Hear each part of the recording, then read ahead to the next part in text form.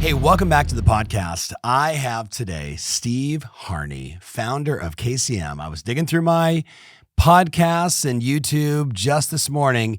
It has been since 2019 since this guy and I have shared the stage or had an opportunity to really chat like this. Yes, maybe for a second or two during the pandemic, but usually that was David Childers and I. So, Steve, it is an absolute pleasure. And as John Wick recently said, yeah, I'm back. It's good to have you back, Steve Harney. It's good to be back, and it's an honor to be on the podcast, Tom. You've done phenomenal work for the industry, and just to be a little piece of that, your little morsel to all your hard work, is an honor to me, truly an honor. Well, I appreciate that. I don't think you need an introduction, so instead, let's just go right at it, Steve. I wrote down about 7 or 8 topics. Really thinking about, the almost 81 events I've done so far this year in the US, Canada, Mexico, and Australia now. And I'm just going to hit you with sort of the emotional sentiment, the questions, the things that are on the minds of people that I'm talking to every day all over the world. So I'm going to go right to the first one, and that is the micro and macro housing market. There is just a lot of confusion, and we'll unpack a whole bunch of things inside there, but just give me high level, like, how's the market, Steve? Micro and macro, how's the market? Well, it's all according to who you want to listen to. If you want to listen to the newspapers and the headlines, well, it's Armageddon. If you want to look at the facts, things are not as bad. I'll give you one quick example of that. The existing home sales report came out, the last one that came out, showed that, prices were down 0.9%, and that's after 0.2% the previous month. And I'm like, first of all, it's median prices, and we should get into that, the definition of median price, so they understand that. That should definitely be something we cover here. But forget about that. So all the news was, well, prices are down, prices are down. Well, let's dig a little deeper into the facts. Prices, there are 4 regions that NAR covers. Prices were up in the Northeast. Yeah. Prices were up in the South. Prices were up in the Midwest. That's 3 of the 4. And in the West, yeah, they took a beating. Okay. Now, if we take a look at that and we say, all right, is that a housing issue or is that a local economy issue? Because at the same time, places like San Francisco and Seattle and Portland, well, what is their business? Yeah. Their business is tech. Yeah. And, we did the study, we did the stats on this. There were more layoffs in the fourth quarter of 2022 than the first 3 quarters in the tech industry. Yeah. And there were more layoffs in the first quarter of this year than all of last year. So, of course, San Francisco and Seattle and those, and people say, well, Steve, it's not just the West Coast. What about Austin? All right, let's talk about Austin. What has Austin been known for the last 10 years? The tech capital. Yeah. They're the San Francisco of the Texas. So I think that some of this has been like, it's an easy narrative to say prices are falling. They're not. Every single price index, that's a repeat sale index, Case-Shiller, FHFA, Black Knight, Fannie Mae, Freddie Mac, and I could go through that. I think there's 9 of them. Every one of them say prices are now going up. So like the Armageddon that was in the paper last year, the headlines that were in the paper last year, that, oh my God, what winds up taking place is we're going to have this 25% drop in prices. Well, that scared the living daylights out of people, but it didn't happen. And like, it's going to be like 2008. It took us almost 6 years for that correction to finally work its way through. 6 years back then. Yes. This is going to take about 6 months. This might already be over. So I want to say this right now, Steve, for my friend listening, in the comments, whether you're on YouTube, Instagram, wherever you find yourself on my podcast, I want you to answer 2 questions for me in the comments. So listen up. I want to know, first and foremost, are home prices up in your market? Yes or no? Put it in the comments. And in the same comment, I also want to know, are you experiencing multiple offers, right, in your marketplace? Right? Just answer those 2 questions, put them in the comments. I can't wait to see what you guys have to say. So Steve, I think what you're saying here, at least the phrase that I always write down when I look at national versus local, when I look at, the clickbait headlines that capture one point, is I always try and find the correlation. And inside the correlation, there's the story, right? To educate, to be the knowledge broker. So the correlation I'm hearing is, if you're looking at the marketplaces that are dominated predominantly by tech, right? They laid people off in the fourth quarter and the first quarter. And whether you're looking at Austin, Texas, which by the way had in a 30-year period, something like a 900% increase in home valuations, more than 30% higher than the rest of the country. So if they give a few shekels back, right, for a short period of time, it's probably okay. But even looking at the Austin market now, talking to my clients here, they're like, it's back off to the races again. It's back off to the races. But staying in that local tone, what do you say to the person that's in Los Angeles, right, who's feeling the crunch, especially when you look at ULA, right? And I'd love to get your insight on that. I was looking at the numbers. I reported recently on Twitter that in the month of March, there was 128 closings north of 5 million. Now remember, that's residential, commercial. It doesn't make a difference. It's anything real estate. They added a new tax. And in April, there was like 2 or 3. They went from everybody trying to close before April 1st with that new tax. What do you say to that agent? I've got so many of my friends in Southern California are dealing with these tax issues. What do you say to them? Well, what we have to realize, it's going to almost sound like a two-headed coin here. It costs you to live in California. And I think that the majority of Californians understand that.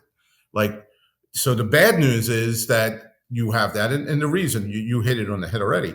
The reason there was so many before and so few after is everybody pushed it up. Right. It wasn't like, now it's going to die off and it's only going to be 2 for the rest of our lives. It's just that at that moment in time, people said, well, I don't want to pay the tax, so let me do it before the tax date, before the date of the tax. But if you live in anywhere in California, you have a decision to make. You're going to pay more money in taxes and things like that. And you probably, and I don't mean to insult the rest of the country because I don't live in California. Yeah. You probably have the best lifestyle in the world. But it's both sides. There will be people that are willing to pay that extra money and deal with that and say, all right, fine, because I'm going to have sunshine, 365 days a year or 362 days a year. Yeah. This year, maybe it's down to 355 days a year because you had a little bit more rain out that way. Yeah. But and they'll pay that. Now, what we're seeing is how this all works out. When the pandemic came and people were saying, listen, California's crazy anyway, I got to get out. They went to Boise, Idaho. And those same people that left California, turned, and many went to Texas, like a very prominent speaker I know. And they went to Boise, Idaho, and the first time they saw snow, they said, what is this? Right. Well, what do you mean it's not 78 degrees? Wait a second. Wait, where's the sun? Yeah. All right. And then, Boise, Idaho, it took a little bit of a beating because everybody ran there thinking that was nirvana. And then when the snow came or the cold weather came, if you were originally from San Diego, you're saying, what am I doing here? But I do think that there has been, if we look at the migration patterns, there has been a migration out of California because some people are just sick and tired and fed up with some of the taxes there. That's one side of the coin. The other side of the coin is you're right, you're going to pay extra taxes, but that's all going to settle out because in the long run, what's going to wind up taking place is they're going to say, but I live in California. Yeah.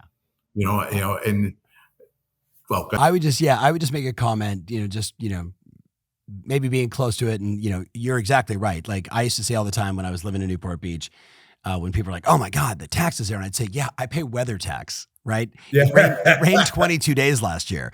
But this is what I would tell all my friends that are listening in the high end. Look to our friends in the Northeast that when interest rates went to 7, Steve, there was a lot of people that said no one in their right mind is going to buy a house. And, whether they're sitting today at 6.3 or if you buy down the rates and the reality is population and cycles. Population growth continues to happen.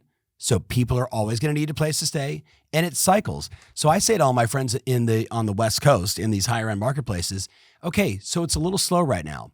Tragically, it was also slow because of the emotional mindset, the sentiment, the zeitgeist post 9/11. And then the market roared within 4 to 6 months, depending upon where you were in the country. And when I tell my friends in LA that are dealing with this stuff, my friends in Queens or New York City that have these exorbitant taxes, I just remind them, you still live in one of the greatest places on the planet. People are still going to buy there. So it slows down for 30 to 45 days. Maybe it's 60 days. then it always picks up, because it always does, because of population and cycles. It's sticker shock. And like you were just mentioning the mortgage rates, is sticker shock. My wife does all the shopping. That's not because we have like an old school man-woman relationship. Just she does a better job of shopping than I do. So she does the shopping. And one day she was sick and I said, well, I got to go do the shopping. So I went down and I turned around and I looked at a loaf of bread. I said, I'm not going to pay that much money for a loaf of bread. This is absolutely, because the last time I looked at a loaf of bread was years ago. I said, I'm not paying 4 cents. And I walked out without the bread. When I got home, I said, I really want a sandwich. And I got back in the car and I went down and got a loaf of bread. So the sticker shock will stop us, but then we have to realize we have to get on with our lives. Because I really wanted a sandwich badly. Right. All right. And people say, well, that's a loaf of bread. It's not. Let's look at cars. Right. How many times does somebody who haven't bought a car in 4 or 5 years, they walk into a car dealership, they look at the sticker price and they go, I ain't paying that for a car. These people are nuts. But then when they start walking out, they say, but I can't walk to work. Yeah. I still have to do it. So do I think that and I'll argue that it's not really mortgage rates. That's not really the big challenge right now, but the big challenge is listings. But with mortgage rates, there are people, if I realize after 20 years that I married the wrong person and we're at each other's throat, I'm not going to stay in the same house because I have a 3.5% interest rate. I'm not going to do that. Right. If I was a young millennial, 10 years ago, I bought a condo in a mixed-use building because of a walkability score. I could walk right across the street to Whole Foods. I could walk down the block to a nice little bistro. Well, now instead, if I just found out that, as a couple, we're pregnant with twins, that 500 square foot condo over with a walkability score all of a sudden becomes not important, and the mortgage rate becomes unimportant. Right. Because the children are more important than saving a couple of dollars. So that's the case. And to be frank with you, I think the mortgage rates affected more the listing side of it. And I'll share some stats with you, which are like kind of crazy. But people say, well, it's the mortgage rate. There was a fear put into this nation last fall by all sorts of media saying prices are going to fall 20-25%. We start calling that at KCM very early, saying this is baloney. Yeah. Okay, this is not true. There's no evidence. Well, there's going to be a flood of listings, foreclosures coming in the market. No, there's not. No. All right. Well, everyone's going to try to sell their house. They have a 3.5% mortgage. There's not going to be a flood of listings coming to the market. So they were wrong, but the fear was in there, and we have actually quantified the amount of fear. The Fannie Mae does a consumer confidence index. And one of the questions they ask is, do you think prices are going to go up or down this year? So I looked at December since they've taken that survey, which is more than a decade. Every year in December, that number goes somewhere between 11 and like 16% coming into the new year. Last year this past December, it was 37%. Right. More than double any other year outside of the year before, because it was ticking up a little bit. That fear that was in people caused them to go to the sideline. Now, I'll give you another stat that's really amazing. How do we overcome that fear? Well, we don't have access to CNN. We don't have access to say we're going to put the cover on the front page of the Wall Street Journal that had a story the other day that was like attacked. Like this is ridiculous. But what we do have is we have individual conversations with people. And you're pushing people out to have more and more of those conversations. Well, let me give you a stat from a friend of ours. Mark Davidson and his group, 1000 Watt, just did a survey. And they asked homeowners who were thinking about selling in the next 6 months, like, did you talk to a realtor yet? And those who did talk to a realtor, they asked them a simple question. By talking to a realtor, did it make it more likely you were going to sell your home? 64.5%. 2 out of 3 said, by talking to a realtor, they were more likely to put their house on the market. So wait a second. There's a fear in the market, but if an agent sits in front of the homeowner, most of that fear goes away. So now what do we have to do? What do we do in this market? What do we do in this market? This is what you do. When you get up in the morning, the first thing you do is you call 10 people. Just 10 people you know. Go to your contact, just call them and say, hey, listen, I just want to let you know the market's a little better than people are saying it is. And every day religiously do that. Now, I know You get up at 4:00 in the morning, you do all sorts of crazy stuff. So I'm not suggesting call people at 4:00 in the morning if you get up at 4:00 in the morning. But when you start your workday, that should be the first thing, so you 100%. don't forget to do it. Yep. All right. You're telling people geofarming, call people. That's exactly what we have to do now. And if I could take another second, Tom, back in 2008, we didn't know what to do because we didn't live through 1929. We didn't live through the whole world economy collapse. Right. We needed a new playbook there.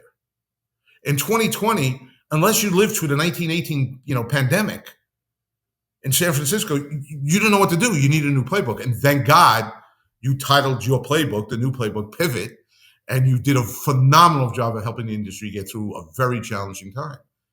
Well, what we're in now, we don't need a new playbook. This is, higher interest rates. Yeah, that's called a real estate cycle. Yes. We don't need a new population. playbook. Yes. We have to go to get out of this. You need something new.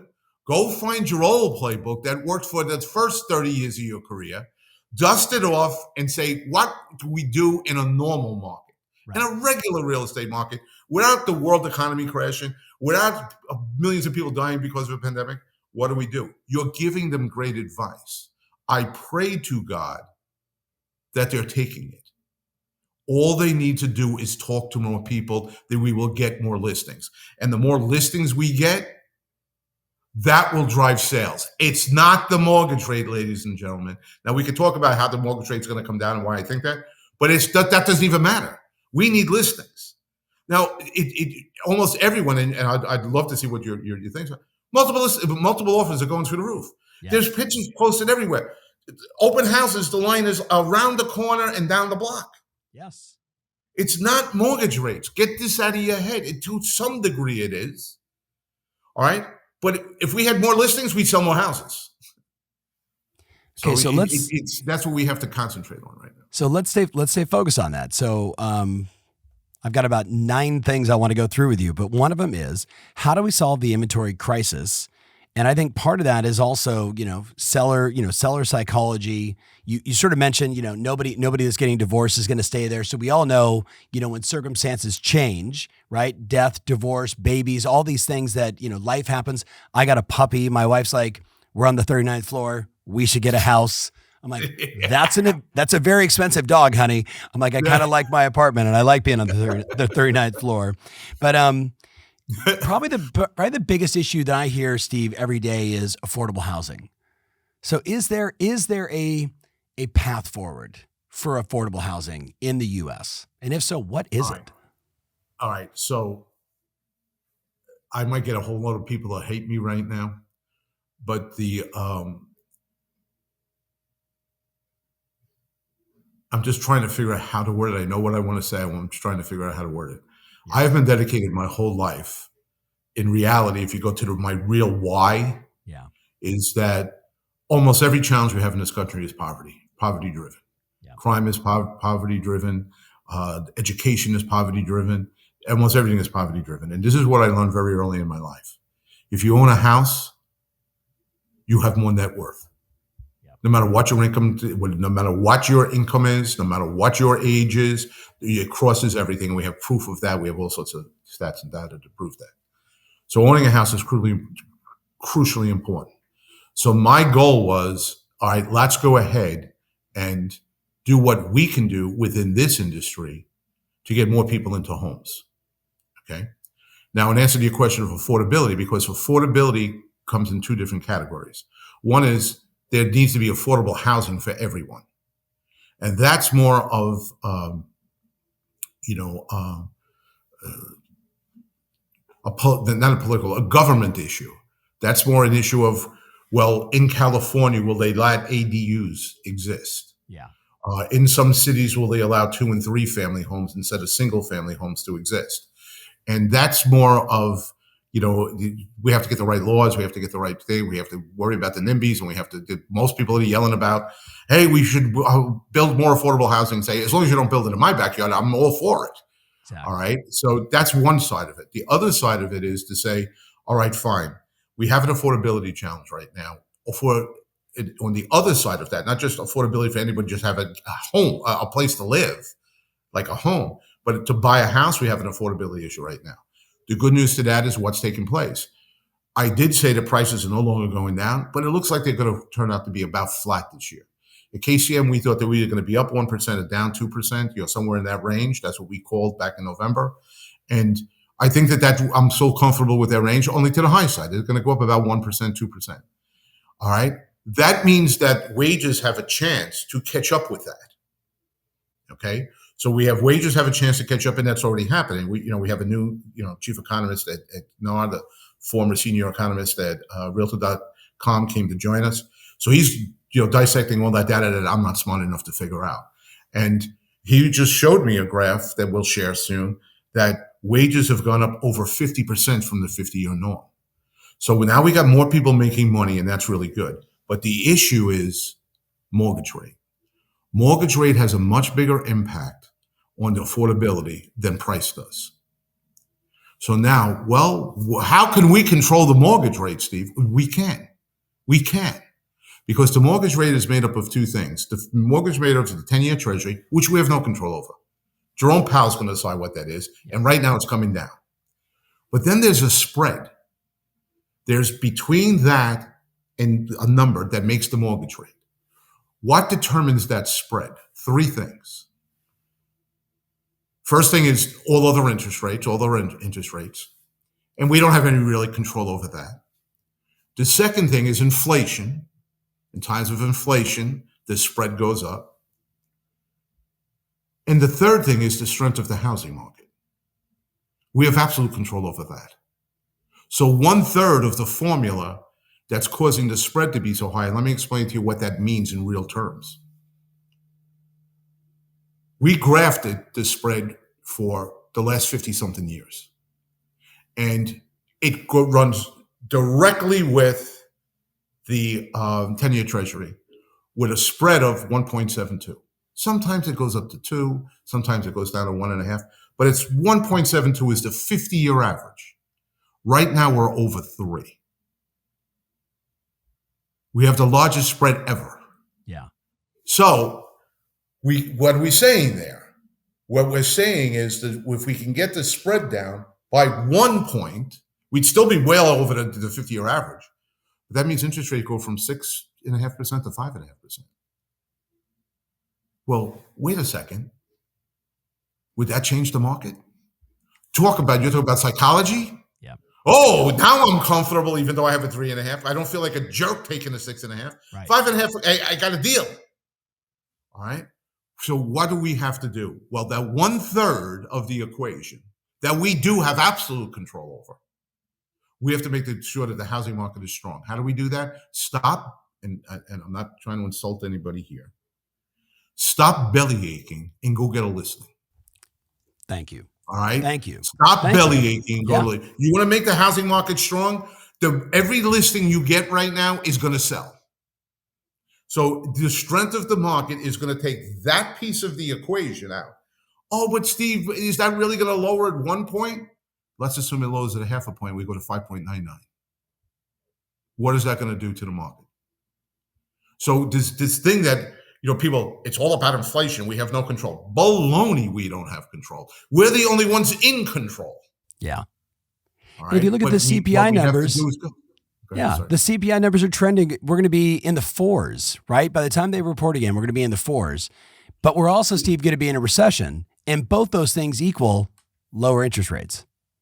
A recession means lower rates are going to come down, but I think I already have that baked in. Because when we talked about inflation, the recession will be the result of bringing inflation down. So we'll eventually, if we had normal numbers right now, we'd actually be at a 5%, a little less than a 5% mortgage rate. Okay, I want to just throw a challenge to my listener. I have a client, Jim Allen, who you probably know from North Carolina, right? 40-year veteran of the business, been on my show. We talked about this strategy. I think you should go on the MLS today, and whether it's Remine or any other sort of property data mining solution, and you should look for, in your search query, show me every lot in a 20-mile radius circle that currently has an SFR on it, but it's zoned for 2, zoned for 3, zoned for 4, zoned for 5, and you should start marketing to every one of those properties with the intent to buy them. And before you say, Tom, I don't have the money, if you have the deal, the developers and the money is the easiest thing to get. But what we need to do, and this is what Jim does, he's like, Tom, I don't have an inventory problem. The only challenge I have is getting myself and my sales team out in our cars to go knock on the doors of people that have got a zone 3 sitting with an SFR on it. And we basically say, we'd like to buy your house.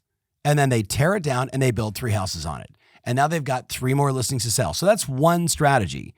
The other thing. I object to that strategy. Tell me why. How I object. I'm in North Carolina. Why'd you tell him instead of calling me and telling me to do that? Because that's a brilliant idea. So I object vehemently. I was like, why are you objecting? Competition, that all that stuff, especially since he's from North Carolina. Ugh. Yeah, it is. It's, and yes, if you go back to the podcast and you listen to Jim Allen, he's going to say to you, and then I partnered with a bunch of developers and then I became a developer because it's just, why would I make 2.5% when I can make 12 or 13% and solve the biggest problem we have right now in the US, which is inventory? The second thing, and this is hard, Steve, I don't know if I shared this with you. I was in Boston recently with my Uncle Frank. The last day he was 99, right? The next day he turned 100. He's the last survivor of the 101st Airborne Division, right? The last of those men that paratrooped in on D-Day. And I mean, he's a hero. And I got like goosebumps just thinking about it, right? Like sitting with him, the hard part is that if you look at population, the men and women that are in that sort of age group, that super silent generation, or they refer to them as the greatest generation, there's only like 1.25 million of them left, right? You go to the next part, the silent generation, and I don't want to misquote the number, again, for my friends, maybe from Canada, around the world, or Mexico listening, we're talking very US here. It's maybe 4 or 5 million people, right? Every single one of those people owns a house. And what I hate to even say it, Steve, but I'm making the argument right now that if you don't go into your marketplace and do some demographic research and say to yourself, show me every person that lives in a 2-story house that's owned it for more than 30 years. There's a pretty good chance they don't have a mortgage on it, right? 2-story house, 30 years or more. If you aren't writing them yellow letter notes, if you are not knocking, but heads up, they're not on TikTok. They're on Facebook, but they might go there once a week. But if you aren't compassionately, empathetically understanding that consumer situation, they are in a house, they've been there forever, they're tired, they don't know what to do with it. For the most part, Steve, in our research, what we're seeing is they're embarrassed to even reach out and talk to somebody about selling their house. So I would argue, Steve's saying, have more conversations, do more and I agree with all of that because I say, Steve, all the time, people, show me your last closing. Show me your last closing that didn't start with a conversation and an appointment. So since those are the only 2 leading indicators of success, and if you're not having conversations every day and booking appointments every day, you're not even in the game. You are a part of the problem.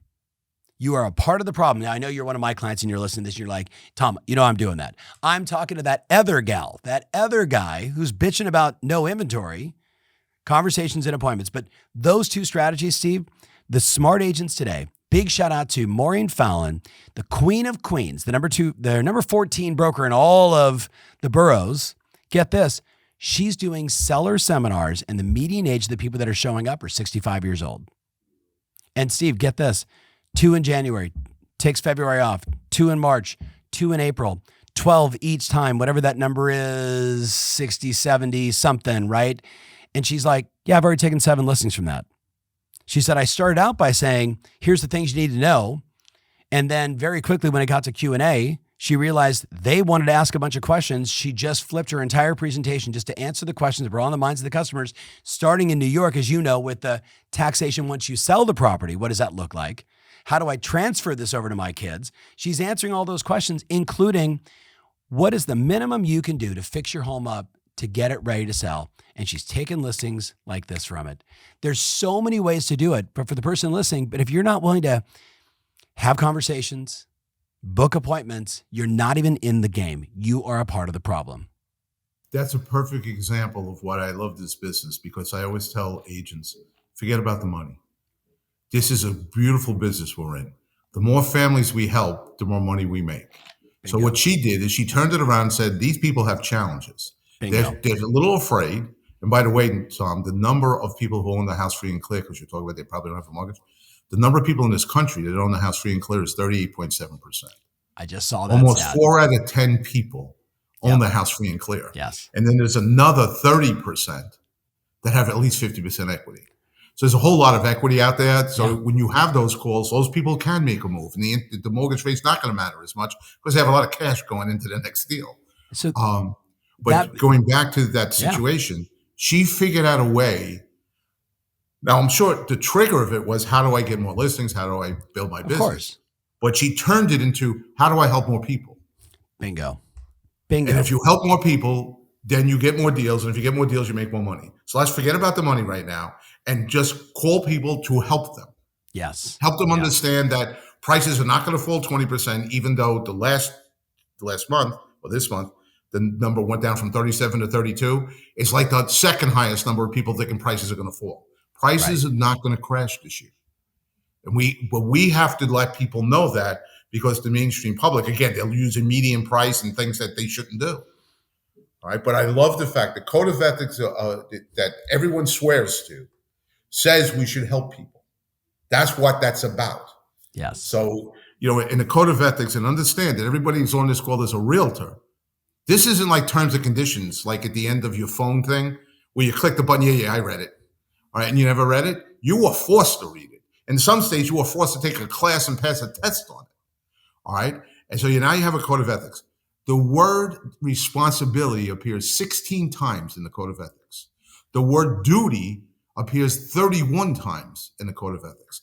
So this is a document that you put your first name to, then put your family name to, saying, yes, I'm going to do that. Well, here, let's do something simple. Let's do what we swore that we were going to do. Bingo. Bingo. Bingo. All right, Steve, I'm going to hit you with a bunch of rapid fire questions. And I just want some rapid. My favorite color is blue. B. All right. So you ready? First thing I want to know is, this is a rapid fire question. You ready? So I'm looking for a rapid fire answer. What do you think is going to happen between the NAR lawsuit coming up in October? What's your prediction? I think that whatever's going to happen is going to happen, and we have to forget about it until it happens and go back to work. I think it's the biggest distraction in the history of our industry, and it's going to work out because it's going to work out. All right. And whatever way it works out, we're going to adapt to it, especially if they're a client of yours, because you are the best at helping them adapt to any change. Yep. But right now, let's not worry about what might happen, because Mars might attack us in between that and kill everyone on Earth. Yes. So there's a lot of things that could happen before that. I think we need to now worry about what we can control. We need to make sure that we somehow tag Joe Rogan and Elon Musk in that segment right there about Mars. Okay, next one. Biden's mortgage plan to help bad credit buyers, but somehow hurt the ones that have good credit? I think they just yanked that. Yeah, I heard that. I heard that yesterday. Is it confirmed? Yeah, I think they yanked it. I don't like to discuss legislation before it comes to law, because most times it doesn't. Right. And that's an example of that. Love it. All right. Fed predictions and Lawrence Yun's comments around them. If you talk about Lawrence Yun saying they made a big mistake, I don't know that I disagree with him. I do think we have to get inflation under control. I don't think that Jerome Powell has an easy job. I think that's a very difficult job. But again, that's a piece of our industry, and it's a big piece. I'm not arguing that. But I'm a very big believer in let's control what we can control and let's not. So I'm glad that Lawrence stepped up. I'm glad he went to the podium. It's not his style to be controversial. It's not his style to be contrarian. So I was glad to see that he did that. I don't disagree with him. But again, I don't want to spend a lot of time talking about what Jerome Powell's doing, because we don't really going to have a lot of control over that. Exactly. What we do have control over is that piece of the puzzle, the piece of the equation, that if the housing market's strong, mortgage rates, the spread goes down. Let's make the housing market strong. That's what we can control. But you're right. Inflation's going down. More rates then will come down. So all those other two components are already heading in the right direction. But let's concentrate on what we control instead of complaining about somebody's not doing a good job of what they can control. Because if we're complaining about they not doing a good job of what they're controlling, that means we're not controlling what we can control, because we're being distracted. Bingo. God, I love you. In 2019, you and I were together in January or February. It was the last video of you and I kind of live together at an event. And the stock market had just had a massive hiccup. And even though it had improved by 300 or 400 points by, Wednesday from Monday, I know we're all historians here. So go back to early 2019. You made a comment from the stage then. You said, we're going into a recession. Everybody's talking about it. We don't know what it's going to be, but you and I both remember it was something around, I think, 9 or 10 when you asked every economist why we were going. What was the cause of the recession? It was like, number 9 or 10 was real estate. It wasn't even on their radar. But what was on their radar was things like a war, was the stock market. It was all these, I think it was like things like, trade around the world. It was all these factors. So we're going into a recession now. I want to know kind of two-part question. Why are we going into it? And then what's the playbook in your opinion? All right. Well, there's a couple of things on that. There are some out there that don't think that we're actually going to hit a recession. And there are some out there saying we've already technically hit the definition of a recession. There's always been the definition for 50 years. Now they're changing the definition. So the word recession is an interesting thing. Mark Zandi's out there saying, no, I don't think we're going to actually do that. There's going to be a soft landing. Whether there's not going to be a crash. The plane's not going to crash. That we know. No. So whether there's going to be a soft landing or whether there's going to be a more bumpy landing, the plane's going to land.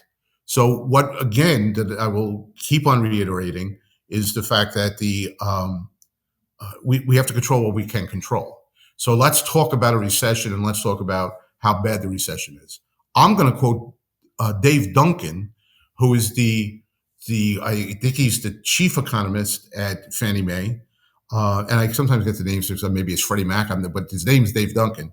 He just came out in a paper saying that the thing that is going to help or assure a soft landing is the fact that he can't believe how resilient the housing market has been. Yes. So there is a time in, actually 2008, where the housing market caused a recession and prices dropped pretty dramatically. Every other time, the housing market took us out of the recession, and prices actually increased dramatically over normal appreciation during those recessions. And people say, well, how could that be? A recession, prices are going to go down. So no. Because during a recession, as you've already said, the mortgage rate goes down, and that allows more people to buy a house. So actually, we sell more houses, not less houses. Some people are knocked out of it because they lost their job. Heaven forbid they lose their job, and I feel for those families. But there's another group of people that if the unemployment rate, first of all, the unemployment rate historically over the last 100 years is 5.73%. So we're at 3.5, a historical low. So even if we went to 5, we haven't reached the norm. So, and I would feel for every one of those people who lost their job. I'm not trying to diminish the impact it's going to have on those people. But it's also going to allow a whole bunch of people that are saying, I can't afford it because of mortgage rates, now be able to afford a house. So for our industry, we're going to help them come out of that. What's going to cause the inflation? What's going to cause the recession? I don't want to get into like political theater here, but, in 2008, we didn't do enough to help the American people. Right. And devastation hit, and it took us 6 years to get out of that. Americans felt that. The government felt that. So when 2020 happened, when the pandemic happened, we let the pendulum swing too far the other way.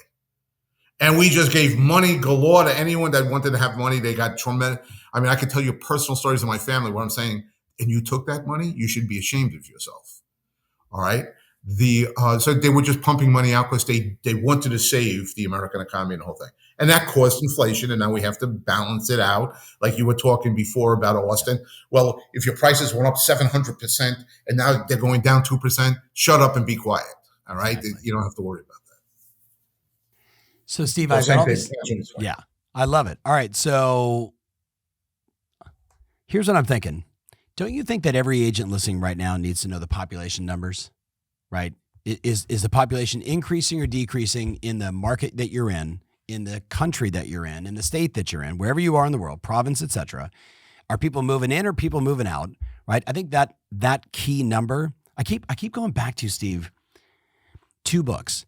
The Fourth Turning, right, by William Strauss, right, published in like 1997, that just talks about cycles, right, cycles and cycles and cycles and cycles, and the four turnings. And the other book I'm obsessed with is The End of the World is Just the Beginning. Kind of a scary headline title, but the whole concept is let's look back over 2,000 years, and really what it's about, Steve, is one thing: population. The reason why China's in trouble with the 71, one-child policy, the reason why Japan is already destroyed because people aren't getting married and they're not having kids. The number I keep going back to is 2.2 kids per household keeps the population growing, and population drives real estate. Cycles drive real estate. So I think they should know population growth. I also think every person listening should go back through, whether it's Remine or any other data mining solution, to figure out of the number of homes in my marketplace, how many homes have no debt at all, 100% no mortgage, how many of them have, 50% equity sitting inside their property. You need to know these numbers, so when people say the world's falling apart, you could say, I think somebody with like 80%, equity is not going to foreclose. I think they would just put their home on the market, as an example. Even if the worst case, we all knock on wood, somebody loses their job. But the other one is to really understand that circumstances change every single day. And if you aren't putting out good content, good information, being the knowledge broker, and that does not mean, in my opinion, Steve, going, hey guys, blah, blah, blah, blah. But no, like, circumstances change every single day. Here's what's going on in the market. Here's what you need to know. And KCM does this, but those are the three things I'm hearing you say over and over again, along with number 4, make your phone calls and book more appointments. Yeah, going back just for a second, the demographics are crucially important. The migration rates in and out of your state or in and out of your particular county are very important. What really drives real estate is household formations. And very obviously, what you want to do, that not only, if you can, dissect it down to not just the migration rate or just the population growth, but what ages of the population, are they, first-time homebuyer age groups that are moving in and moving out. And right. I agree with you. You should dissect that data. But this is what I will tell you on that. All right. I think that there should be a scheduled time in your day that let's assume that that's a big thing. Whatever the big thing for you to do to research, whether it be, houses that are single family that are on, lots that allow 3 family. Whether it's the population growth or the migration rates in and outside of your city. Whatever it is that you're going to spend a lot of time like really trying to understand, take an hour of your day to become a specialist in it. Because a class, a college class or college degree, you need 120 hours. If you took an hour a day and you did that Monday through Friday, that's 250 hours by the end of the year on that subject. You will become an expert at that subject. You will have a PhD. You will have put in the hours of a PhD on that subject. Now, here's the challenge to that. You're just as disciplined as you have to be that you get up every morning and call 10 people and say, things aren't as bad as that you think they are. Let me explain it to you. Perfect example. You talked about the equity. We put together a great slide showing that so many people have so much equity. Right. That, when I put that on Twitter, it got almost 100,000 views. Yep. Which is like through the roof for me. I only got 3,000 followers and I got 100,000 views. So that means it just kept on getting pumped out. Right. So people didn't know that. People don't know the equity. So I want you to do that. All right. But make that like an hour of your time, because what sometimes happens when you're confused as to what to do, you almost make busy work. No, you have to be as disciplined. I don't know if you have to be as disciplined as Tom, because I think he's like a little bit crazy. But he every morning he's waking up at this time. He's at the gym. He's posting us from the gym. He's getting shots in his head. I don't know if you have to be that disciplined. All right. But you have to be disciplined enough to know that there is prospecting time that I have to prospect. And there's research time after research. And I can tell you from KCM members, sometimes we have to tell a KCM member, no, your job is not to be a research analyst. Yes. Your job is to go get a listing. Yes. All right. So I want you to do the research.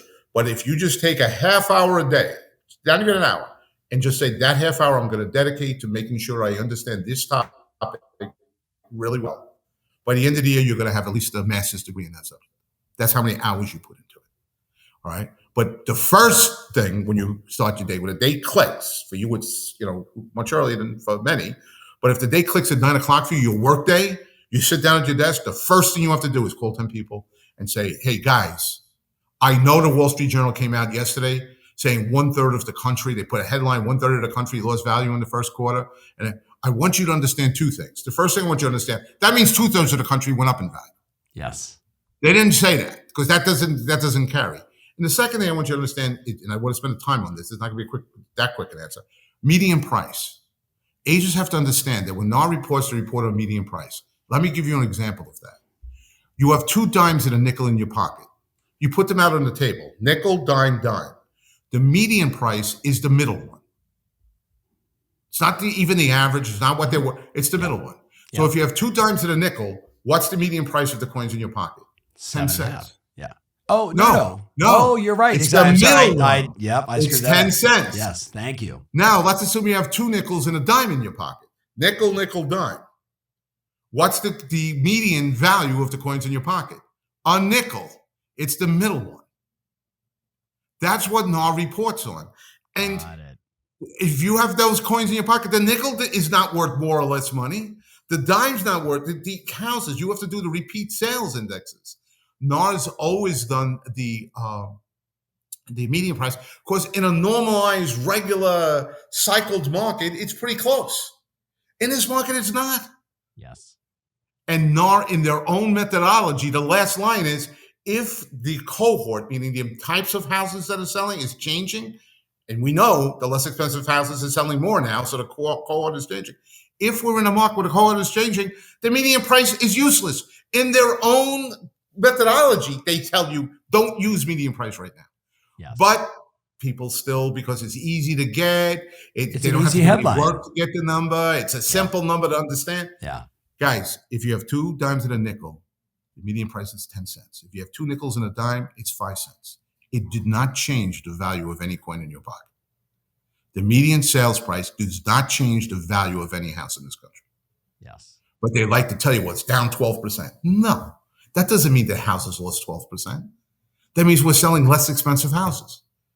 But your client, the one I'm asking you to call, is reading that houses are down 12%. Because they're not nuanced enough to know the difference between median price and real price. Yes. But you have to be. And you have to call them and let them know that.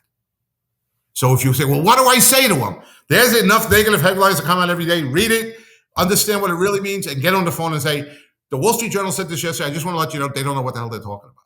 Yes. And you might say you're a little smoother than me. I like the Long Island, just they don't know what the hell they're talking about. All right. So Steve, listen to this campaign that we started running. So last year it was CMA a day, and we'd say, actually build a CMA, send it to the client, like your stock person would send you, here's your portfolio update, right? So we're like, just send them a CMA and then follow up with a phone call. And that response was unbelievable last year, right? Even as the world was falling apart on the second half of the year because of interest rates and everything else and, consumer, sort of panic. But this year, you know what's killing it? Taking a screenshot of their home on Zillow, just a screenshot, texting it to him and saying, hey, Steve, I was thinking about you and Kathy today. I was on Zillow. What do you think about this price? I've got my opinion. ? Send. Oh, that's brilliant. That is brilliant. Now, so you as a marketeer, I'm stealing that one. I'm stealing that one. You know what happens? Easiest way to have a conversation with a past client, someone you haven't talked to in a while. Easiest way to talk to a lead. Easiest way to follow up with, a person that says they want to sell their house in 2 years. Every single person in your database. This is the argument I made yesterday on Twitter. We don't have an inventory problem. You have an inventory problem. The person watching right now, you got an inventory problem. And the only way you solve that is conversations and appointments. And the easiest way to generate a meaningful conversation with someone in your phone, the 863 people that you never reach out to in your phone, is to send them their home's value on Zillow. Now, someone's going to say, well, but that price is wrong. I should send them something from RPR, or I should send them like a CMA. The point is the price is wrong. The point is the price is wrong. You send them the wrong price and you say, I've got my opinion. What do you think? And Steve, I have a client who sent like 500 of those last year, listed 21 properties. Yeah. What we keep on saying, and some of this thing is ingenious, and that's why I love how closely embedded we are with Tom Ferry, because no matter what market we're in, he's giving you exactly what you need to do. All right. What I try to do maybe a little differently and say, you have a moral obligation to do what he's telling you to do. Responsibility and duty. Like hold your feet to the fire and saying that you're a bad person if you don't do this. Yeah. All right. Because it might sound salesy or something, but I don't have any problem with that. I'll hold your feet to the fire. You swore in a document with your family name that you signed to it, that you were going to do the right thing by these families. Tom is giving you ways to help these families make better informed decisions.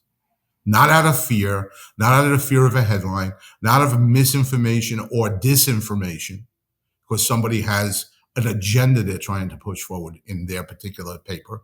All right. Give them the real truth and then sit and talk with them.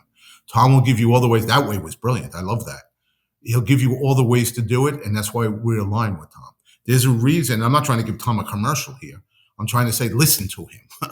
All right. There's a reason Tom is the number one coach for like eternity now. Like I don't even remember the last time. I don't know if there was ever a time that he wasn't the number one coach. And that's because he's giving you great advice. And the last thing I'll say to all of this, there are some gurus out there right now telling you, well, you got to cut expenses and cut this and don't go to that conference and don't. No, please. Leaders, when the last thing you want to do is disappear when your client needs you the most. Don't do that. This is when they need you the most, where they're going to, all the credibility you've built over the last couple of years, this is your time to cash in on that credibility. If you disappear, if you just say, well, I'm going to listen to this guy and cut my expenses. No, because there's a major harvest coming in about 6 months, and you ain't going to get any of that harvest if you do that. Leaders in times of trouble, leaders don't run for cover. They dig in and help. But there's so many people say, well, I was going to go to this conference. I'm not. I said, no. What are you doing? No.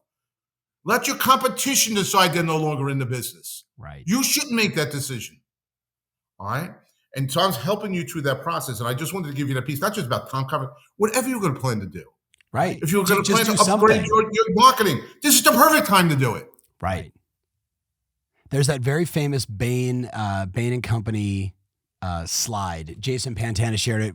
I think you and I were tweeting back and forth about it, and then somebody else said, "Hey, I've got it," and they posted it. He sent me it, and I read it, and it was fantastic.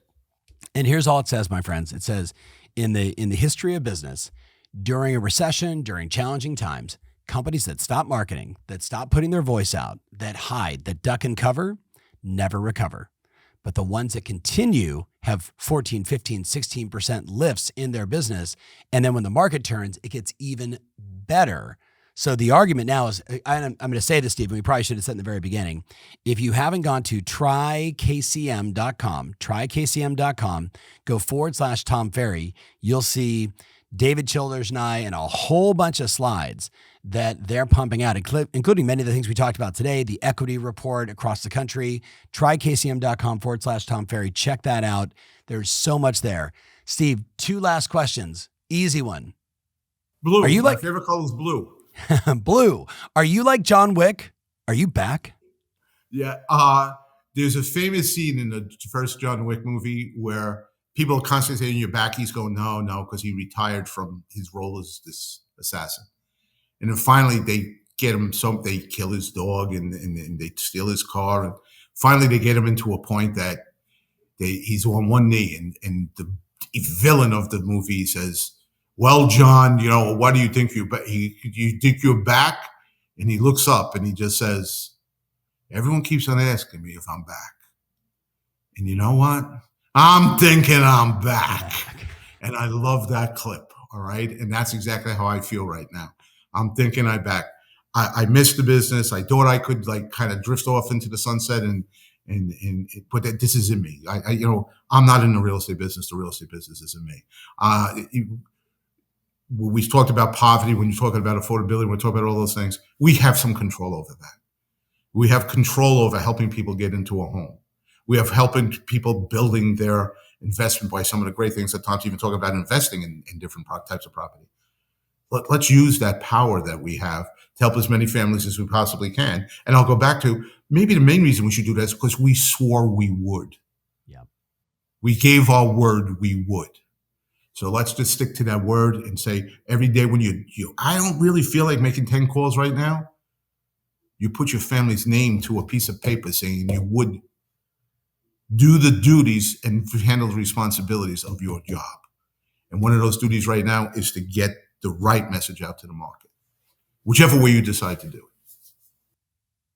I'm not asking my second question. Duty and responsibility. Steve Harney, I love you. I appreciate you always. You've always been a mentor and a friend.